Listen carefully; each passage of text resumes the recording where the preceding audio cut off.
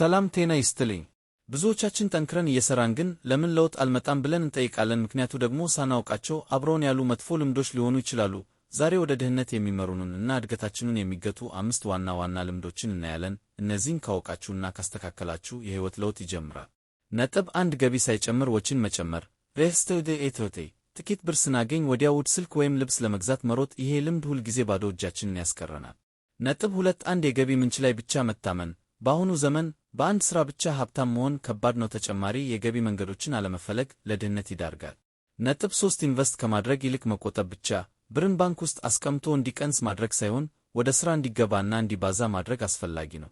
ነጥብ 4 ጊዜን ያለ አግባብ ማባከን። ስኬታማ ሰዎች ጊዜያቸውን ይሸጣሉ፣ ድሆች ግን ጊዜያቸውን በከንቱ ያጠፋሉ። ሶሻል ሚዲያ ላይ ያለ ዓላማ መዋል አንዱ ድህነትን የሚጋብዝ ልምድ ነው። ነጥብ 5 ስለ ገንዘብ ለመማር ፈቃደኛ አለመሆን። ገንዘብ እንዴት እንደሚሰራ ካልተማርን ሁል ጊዜ ለገንዘብ ስንገዛ እንኖራለን። ከእነዚህ ልምዶች ውስጥ እናንተ ጋር ያለው የትኛው ነው? አስተካክላለሁ የምትሉትን ኮሜንት ላይ ጻፉልኝ። ቪዲዮ ከጠቀማችሁ ላይክ ማድረጋችሁንና ለሌሎች እንዲደርስ ሼር ማድረጋችሁን አትርሱ። ለቀጣይ ቪዲዮ ሰብስክራይብ አድርጉ። አመሰግናለሁ።